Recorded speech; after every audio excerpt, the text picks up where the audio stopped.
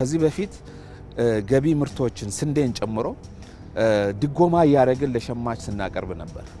አሁን የምናስገባው ምርቶች መደጎም ሳይሆን ምርትና ምርታማነትን መደጎም ምርታማነት እንዲጨምር በማድረግ እየወሰርን ያለነው ድጎማን ጨምሮ የፖሊሲ እርምጃዎች በጣም በከፍተኛ ሁኔታ ምርትና ምርታማነትን እየጨመሩ ያሉበት ሁኔታ ነውና ያለው እንግዲህ ሜካናይዜሽን ብቻውን አይደለም ከተጠቀምነው የግብአት አቅርቦት አንፃር ከኩታ ገጠም እርሻ ጋር አንድ ላይ ታይዞ የኢትዮጵያን የግብርና ሽግግርን ኦልሞስት መስመር ላይ እንዲገባ ያደረገ ነው ብሎ መውሰድ ይቻላል።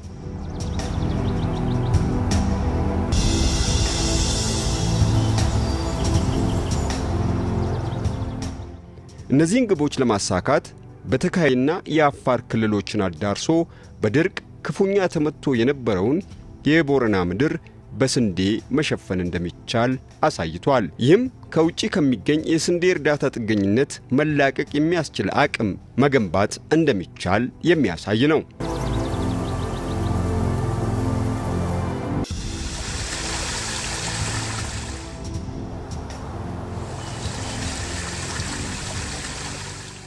ከለውጡ በፊት የሶማሌ ክልል 350,000 ገደማ ሄክታር ብቻ ነው የሚያለማው።